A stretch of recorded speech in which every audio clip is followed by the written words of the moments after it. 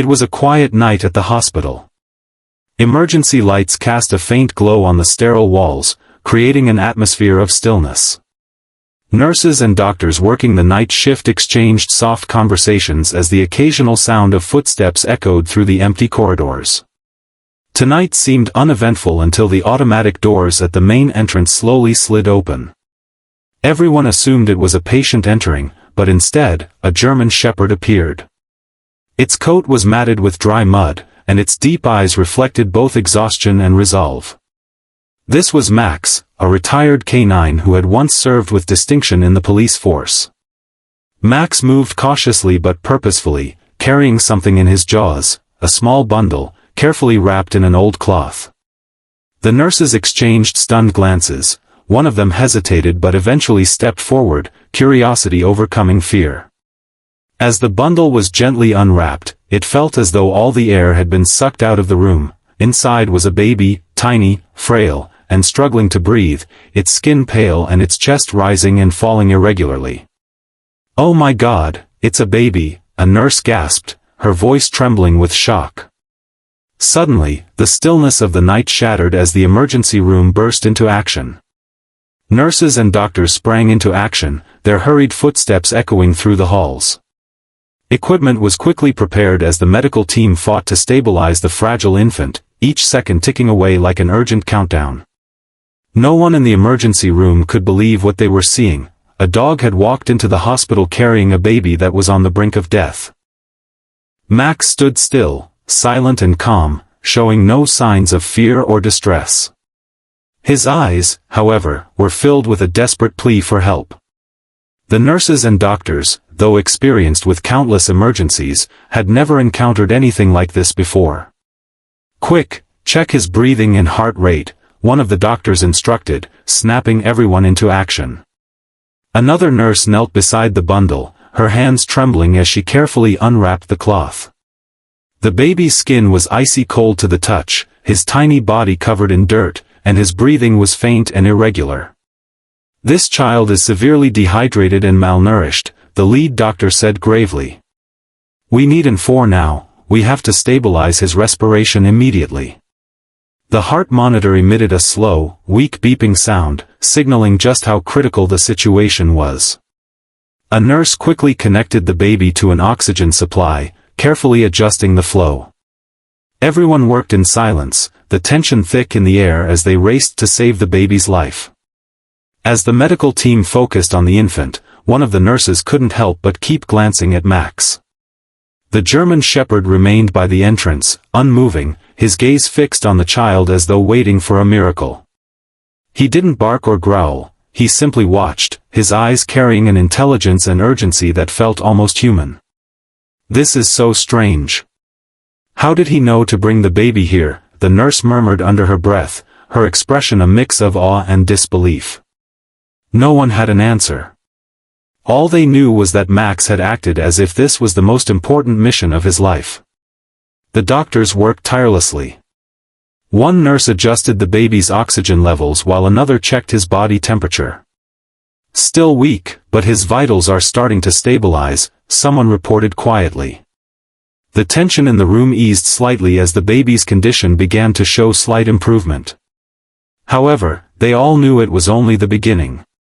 The child remained in critical condition, yet thanks to Max, he now had a fighting chance. Max, though clearly exhausted, never took his eyes off the baby. The room fell into a brief, profound silence as the medical staff fully grasped the extraordinary event that had just unfolded. News of the bizarre incident spread quickly throughout the hospital. Within minutes, the police received a call requesting their support. Officer Daniels, the lead investigator, arrived at the scene with his team. As they entered the emergency room, nurses recounted the surreal story, their faces still filled with shock. "We have no idea where the dog came from," the head nurse explained, her voice trembling slightly. "He brought the baby in, placed him on the floor, and just stood there. That's all we know." Officer Daniels narrowed his eyes, taking in the sight of Max near the entrance. "A dog carried a baby to the hospital? That's hard to believe," he muttered, though his expression softened as he observed Max's calm yet watchful demeanor. "Has anyone tried scanning for a chip?" Daniels asked. A young officer stepped forward with a scanner and cautiously approached Max. However, as soon as he got too close, Max backed away, his posture tense but not aggressive. His eyes remained sharp and alert, as if warning them not to come any nearer. "This dog's been trained," the young officer remarked. "He might be a retired canine." Daniels nodded and took a step closer, his movements slow and unthreatening. "Easy there, buddy," he said softly. Max studied him for a moment before allowing the officer to clip a leash onto his collar.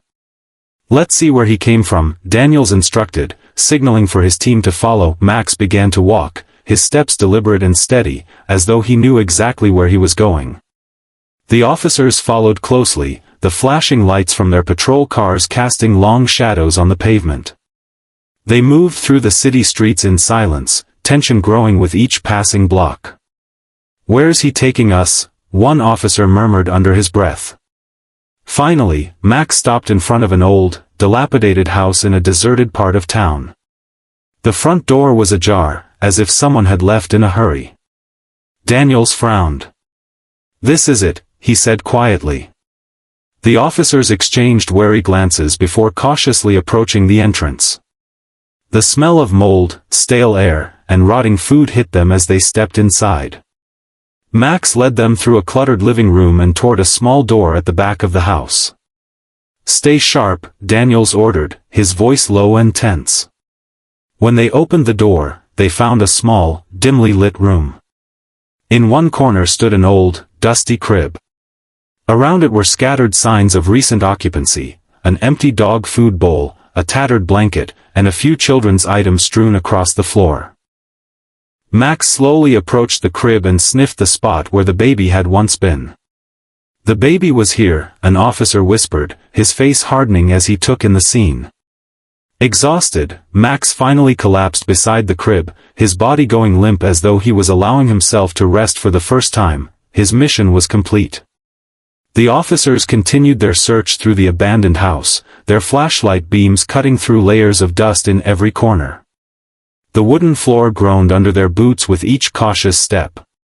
Everything inside the house spoke of long-term neglect. Chairs were overturned, cabinets stood empty, and the dining table was littered with crumpled papers. "It looks like whoever lived here left in a hurry," one officer remarked, flipping through the scattered documents on the table. Meanwhile, another officer explored the kitchen. The sink was full of dirty dishes, and a faint odor of rotting food lingered in the air. On the countertop, a crumpled envelope caught his attention. He picked it up, opened it, and found a handwritten letter inside. The writing was shaky, as if written under extreme stress. "There's a letter here," he announced, then began reading aloud. "I no longer have the strength to care for him. Everything around me is falling apart. All I have left is Max, and I know he'll do the right thing. I hope that one day someone will forgive me." His voice trailed off as the final words echoed in the stillness. The letter wasn't signed, but its message was painfully clear. The author had reached a point of utter desperation, entrusting their child to the only companion they had left, their loyal dog, Max. "Max has been watching over the baby this whole time," one officer murmured, glancing at the German shepherd lying beside the crib. Max remained motionless, though his ears twitched slightly, still alert to his surroundings. "We need to find the mother," Officer Daniels ordered firmly. "We have enough evidence to know that she's in serious trouble." The officers began canvassing the few neighbors who still lived in the area. After some time, they found an elderly man who remembered the previous occupant of the house. "I remember the young woman who lived here," the man said, leaning on his cane. "She was always with a large dog. That must be him." He nodded toward Max. "I think she was going through a hard time. I saw her with a baby a few months back, but then she just disappeared." The story was becoming clearer. The woman had been overwhelmed by hardship and, in a moment of despair, she placed her trust in Max, the dog who had protected her family to the very end. Based on clues from the letter and the neighbor's account, the police widened their search. After several hours, they received a report about a young woman wandering in an exhausted state at a nearby park. When the team arrived, they found her sitting motionless on a bench, clutching herself tightly against the cold. Her eyes were vacant, her face gaunt, and her hair unkempt. Officer Daniels approached cautiously, maintaining a serious but non-threatening tone. He chose his words carefully. "We found a child who was brought to the hospital. A dog led us to an abandoned house nearby. Do you know anything about this? We need to ensure the child's safety." At the mention of the child, the woman's eyes widened in shock and hope. "Noah. Is it my son? Is he alive?" she stammered, her voice trembling as tears streamed down her face. She brought her hands to her mouth, her body shaking with emotion. Daniels exchanged glances with his team, recognizing that they had found the right person. He nodded gently and reassured her, "We found him. Noah is currently receiving treatment at the hospital. He's stable but still under observation." Rachel broke down in sobs. After days of despair, she finally heard a glimmer of hope. Medical personnel quickly placed her on a stretcher to assess her condition. As they headed back to the hospital, Rachel began to tell her story. "Noah's father abandoned us right after he was born," she said, her voice hoarse with pain. "I tried to hold on, but everything fell apart. We ran out of food, out of money. I couldn't keep going." Rachel paused, her eyes distant as she relived the dark memories. "Max, he was always there for us. He never left my side or Noah's. When I was too weak to go on, I told Max. I asked him to take Noah somewhere safe." Silence filled the ambulance as the officers and medical staff absorbed the gravity of her words. The idea of a dog guiding a child to the hospital seemed impossible, yet Max had done exactly that. When the ambulance arrived at the hospital, Rachel was escorted to the pediatric care unit. Her heart pounded as she approached the door. Despite his exhaustion, Max stood and walked beside her, his gaze steady and vigilant. Inside the room, Rachel saw her son lying on a small bed, surrounded by medical equipment. His breathing was steady, and his skin no longer looked deathly pale. Tears filled her eyes as she gently placed her hands on his tiny face.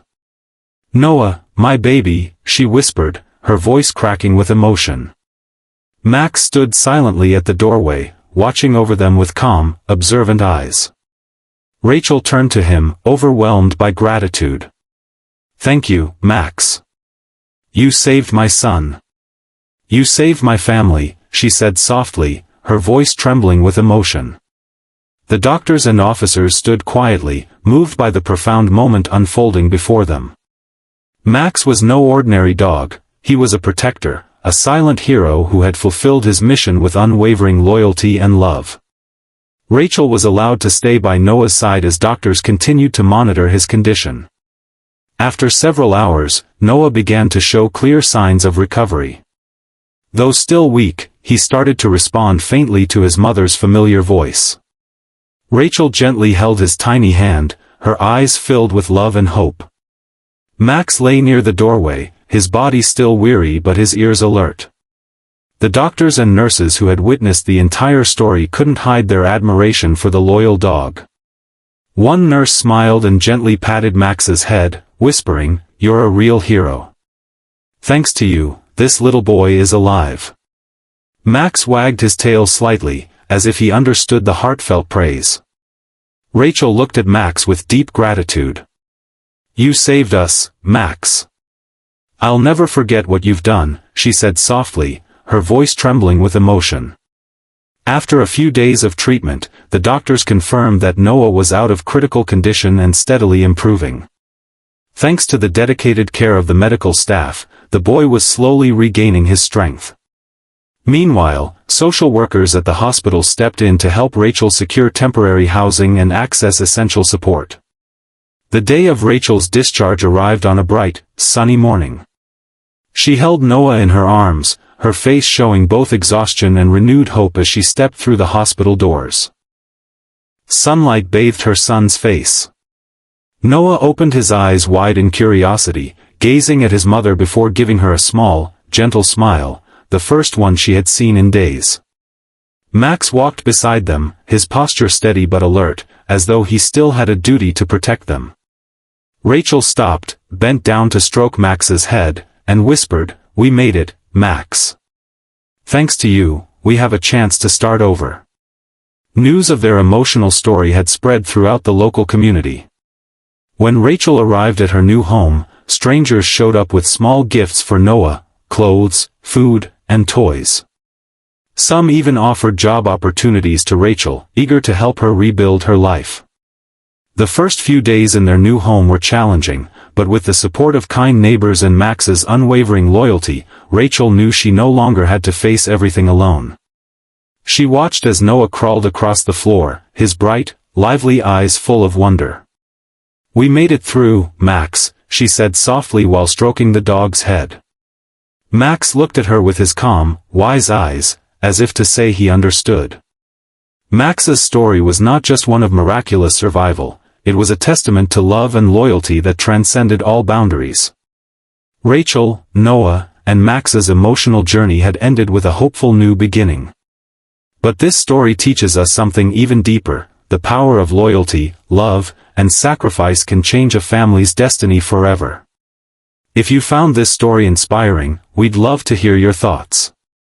Share your feelings in the comments below and tell us what you think about Max's incredible courage and the family's journey to survival and hope. Hit the like button if you want to help spread this uplifting message to more people, and don't forget to subscribe to the channel and turn on notifications so you won't miss more inspiring stories like this one. We are thrilled to have you as part of our growing community of people who cherish meaningful stories. Thank you for watching, and see you next time.